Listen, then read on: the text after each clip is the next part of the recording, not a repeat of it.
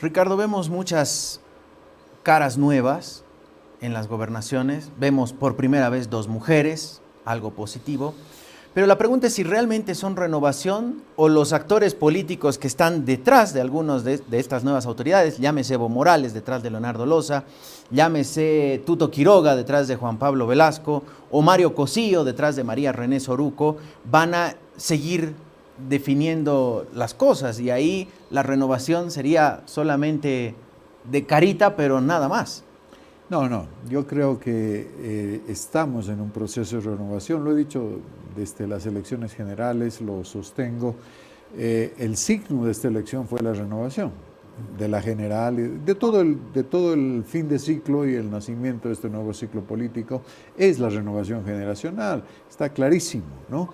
Los resultados son contundentes y claros, bien lo has dicho tú, están detrás, están detrás, pues, ¿no? Salvo Manfred Reyes No, Villa, digamos. Salvo Manfred, Johnny Torres, René Joaquino, que está bien, Bueno, Luis Revilla también podría ser. sí, de alguna manera.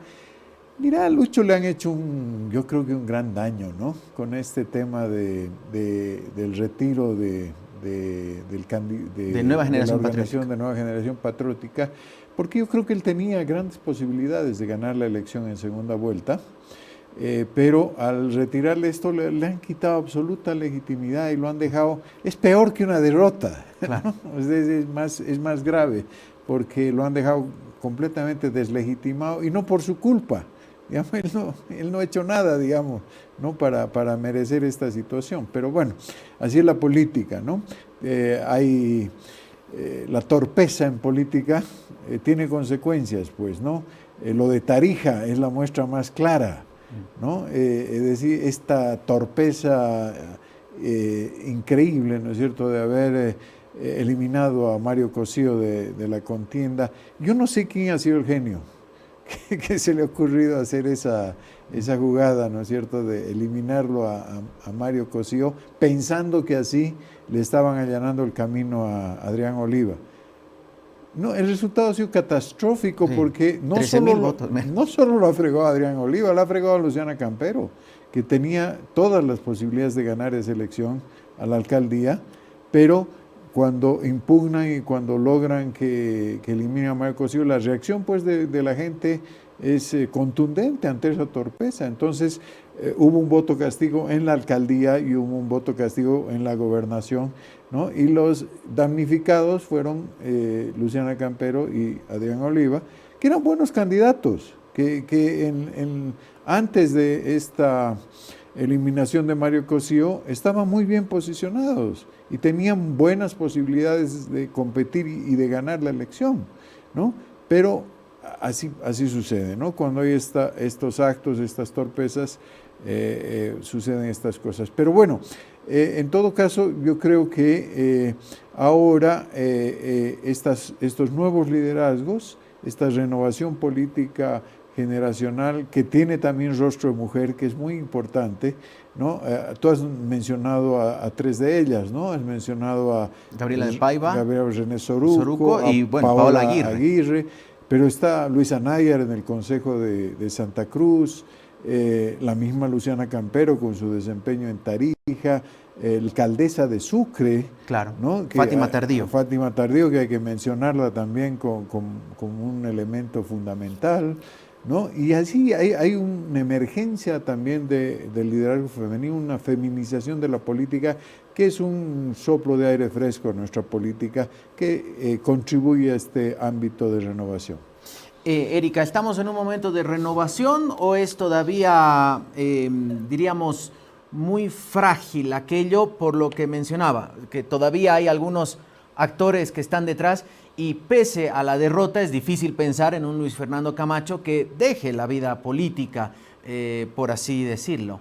Erika, está silenciada. Erika, si puede activar su micrófono, por favor.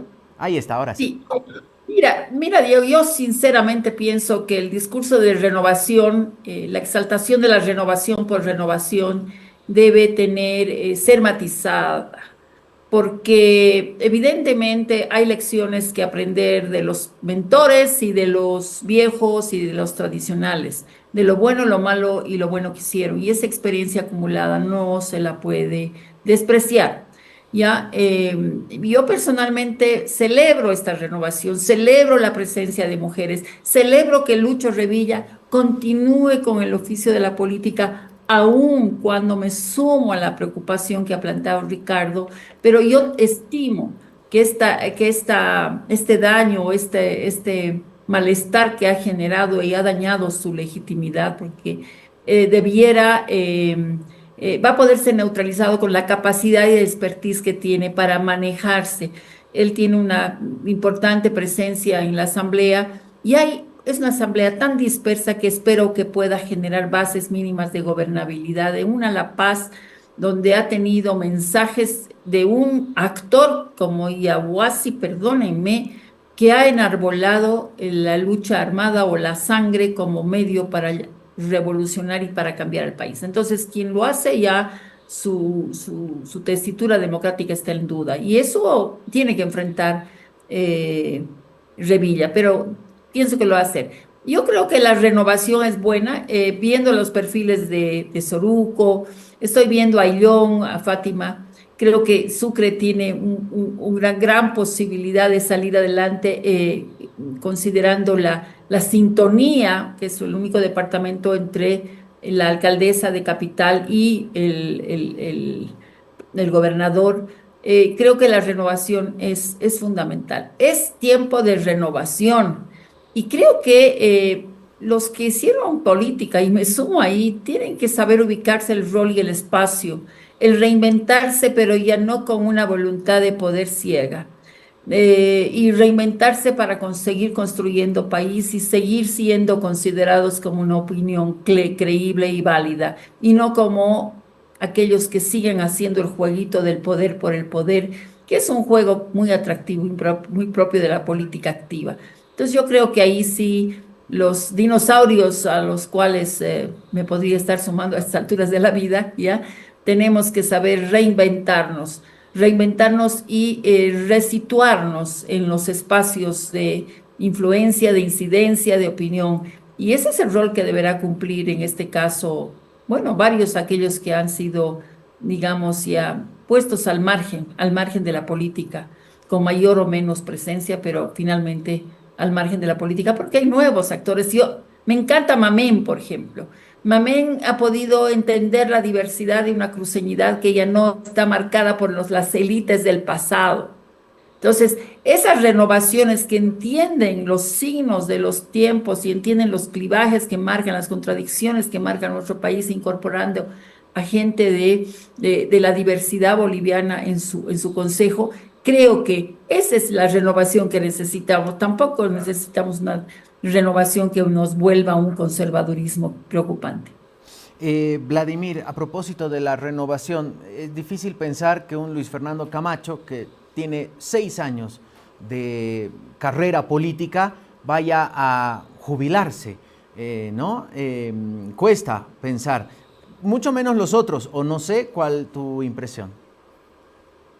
Sí, hay que tener cuidado con ser tan sentenciador después de salir de un proceso electoral, ¿no? Con uno y con otro lado. Hace 5 o 6 años nadie se imaginaba nuevamente a un Manfred con tanto poder, a un Lucho Revilla que vuelva, independientemente de las condiciones, el propio Mario Cosío. Yo tengo una experiencia hace unos años cuando fui a visitarlo ahí a Asunción, cuando estaba en el exilio, y bueno, se nota que es un político que puede dar mucho al país todavía. Comparto con Erika que Lucho Revilla, la experiencia, el manejo, la habilidad, independientemente ahora este trance que tendrá que superar de falta de legitimidad, pues bueno, le puede hacer bien también a el conjunto de los gobernadores. Y la renovación, yo comparto con Ricardo que la gente ha votado renovación, pero el hecho de que se vote renovación no significa que automáticamente eso va a ser bueno. Hace 5 años acá hablamos también de la nueva política, del recambio, precisamente por lo que significaba Luis Fernando Camacho, porque había salido de las pititas, de la calle, parecía que venían a arrasar con todo. Y mira 5 años después lo que ha sucedido.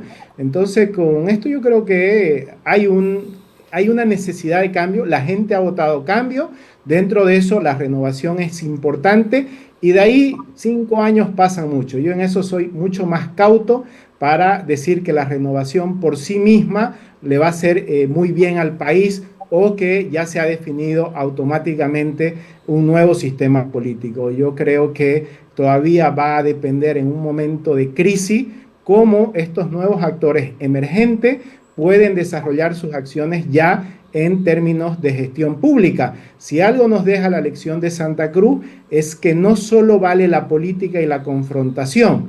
Camacho apostó casi todo a aquello y ya cuando se dio cuenta no estaba su contrincante, Evo Morales, y no supo qué hacer en la campaña porque el discurso que solo mantenía su liderazgo era aquello. Y además se vieron las falencias enormes en la gestión. Entonces, se ha ganado una oportunidad en una nueva generación de políticos y esperemos, a mí me alegra también, conozco a muchísimos de ellos, me alegra muchísimo que estén en esos cargos y que lo puedan hacer bien, pero ni satanizar a los políticos tradicionales o a los que tienen experiencia, porque la política hay que entenderlo como un oficio, por lo menos yo lo veo así. Y segundo, en el tema de las expectativas sobre el cambio, hay que animarlo, hay que esperar cosas buenas, pero también creo que hay que ser muy cuidadoso con el exitismo.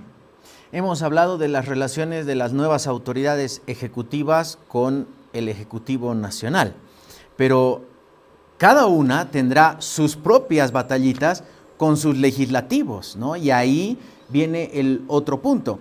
Estamos tan acostumbrados a bloques mayoritarios que ver un consejo municipal como el de La Paz, que el alcalde tiene 3 de 11 concejales y todos los demás están repartidos en 5 fuerzas políticas. En el Alto, 3/4 de lo mismo. La Asamblea Legislativa Departamental de La Paz, ni qué decir, eso es peor. Y así vemos en varias otras regiones, en Sucre, salvo Santa Cruz, que es la gran excepción, que es 10-1, pero eso no se repite casi en ningún lugar. Cochabamba y Tarija son otros lugares cómodos para gobernar en cuanto a municipios, pero estamos en un momento que va a ser que permanente negociación de los ejecutivos departamentales con los legislativos y los ejecutivos municipales también con sus legislativos. Así es, así ¿Es complicado así o no? es, Diego. ¿O no, es un susto mío nomás? Es una belleza. Yo no sé por qué dices, y es peor, digamos, ¿no?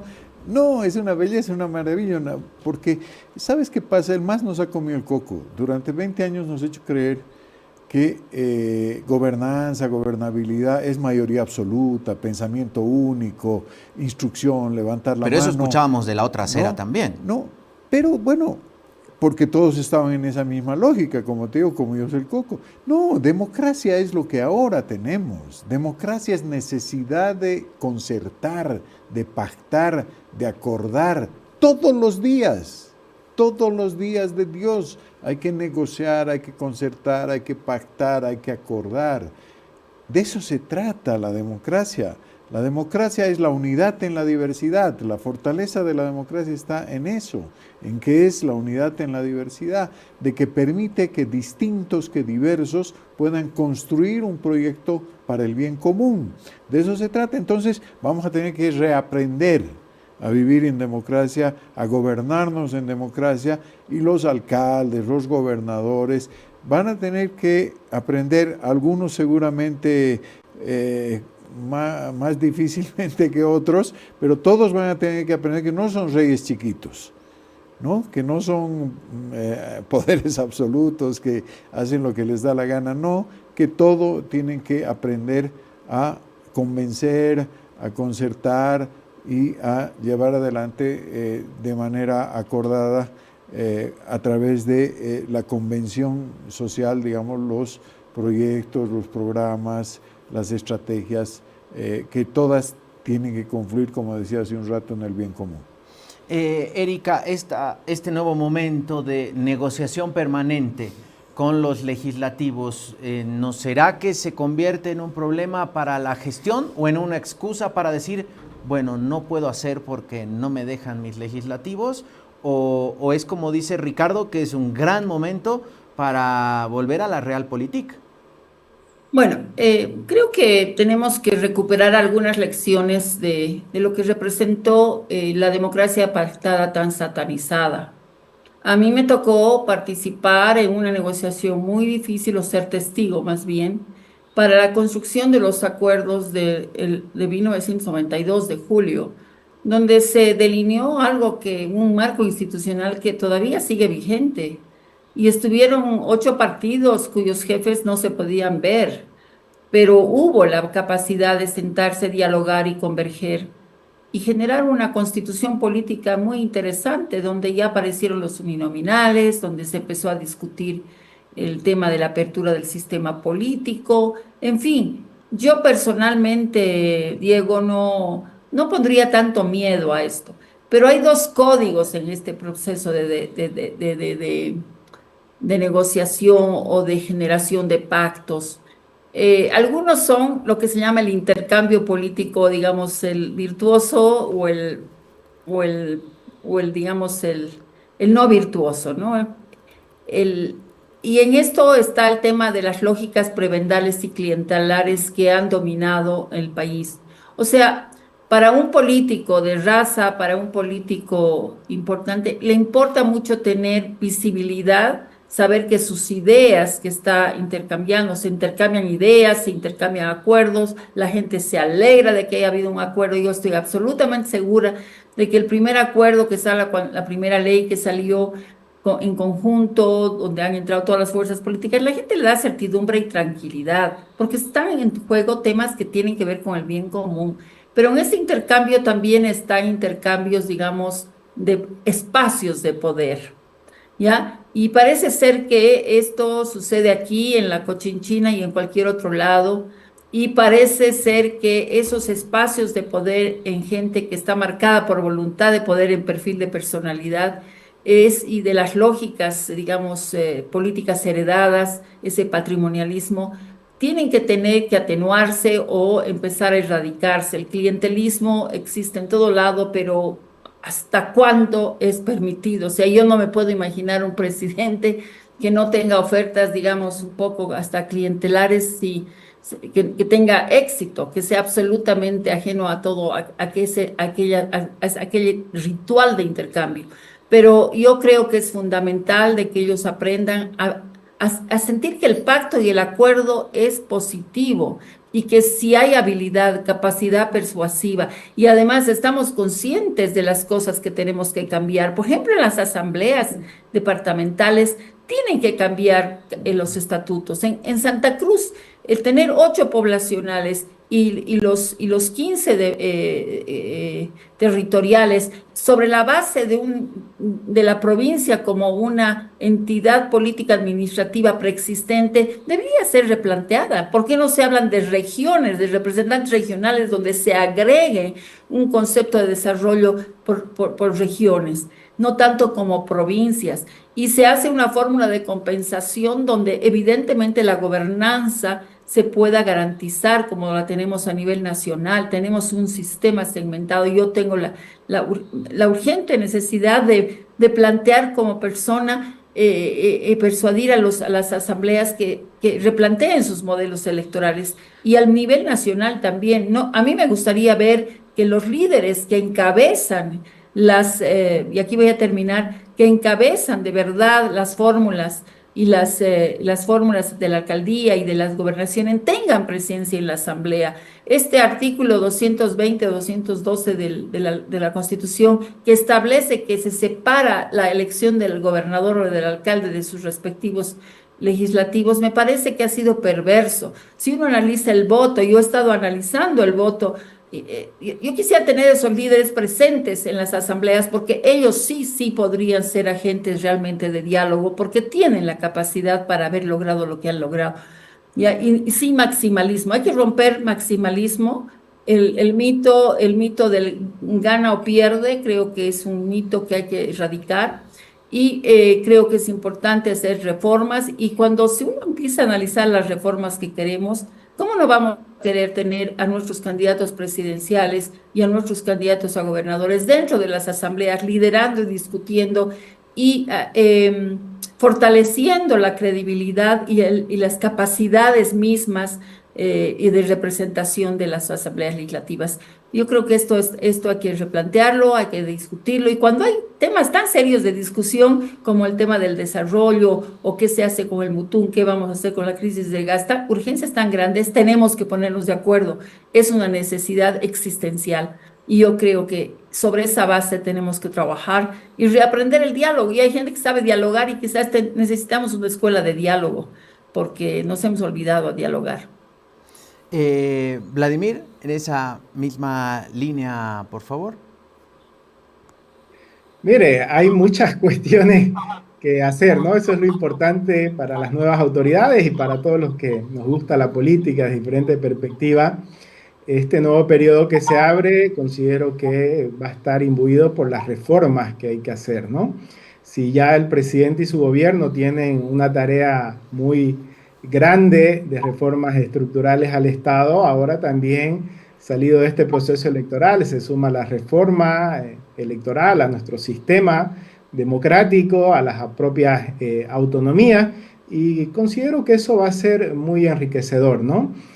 Hay una lógica interna que habrá que verlo en los consejos municipales, en las gobernaciones, de cómo se gobierna con las asambleas que algunos tendrán en contra, otros también como Mamén, que no es su problema, la mayoría está claro, su problema son las expectativas que ha generado ahora, y también creo que eso es muy, muy importante para una ciudad como Santa Cruz de la Sierra.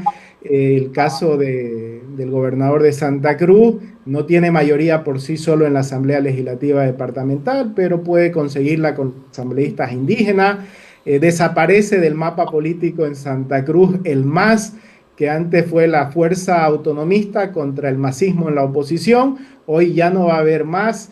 Antes 2 o 3 fuerzas políticas tenían representación, ahora tienen 6 fuerzas políticas representación. Todavía van a quedar muchas heridas ahí entre varias de las fuerzas que están en la vereda del frente del MAS.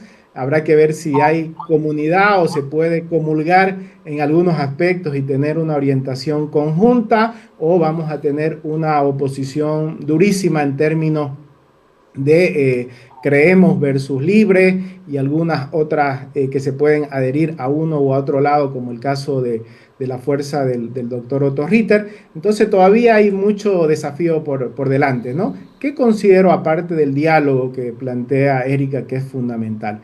También tener prioridades, ¿no? Tenemos muchas cosas por hacer, mucha ansiedad de transformar.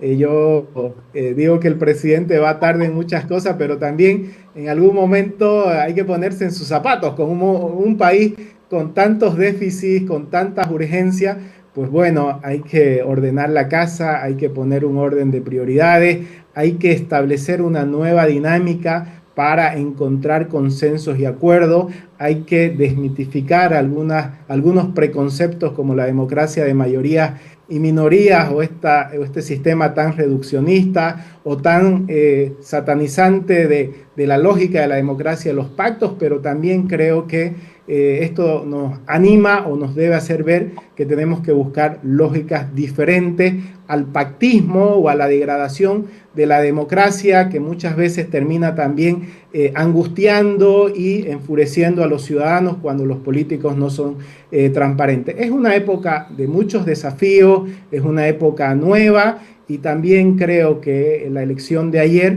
pone presión al nuevo gobierno. Se va a ir acabando esto de la ambigüedad. El pragmatismo también tiene que tener un sentido estratégico. El cantinfleo sobre el 50-50 yo creo que tiene que acabarse, y ojalá que en los próximos días estemos hablando de cosas ya más concretas en términos de propuesta, de reforma y de cosas que vayan transformando a el Estado boliviano y mejorando las condiciones de vida de la sociedad. Vladimir, muchas gracias por acompañarnos esta mañana y el arranque de la tarde. Igualmente a Erika Brockman, un fuerte abrazo hasta Santa Cruz y Cochabamba. Hasta otro momento. Muchas gracias. Muchas gracias, hasta luego. Muchas gracias. Y acá a Ricardo Paz, siempre un placer No, para mí el tenerte gusto acá en siempre. nuestros estudios.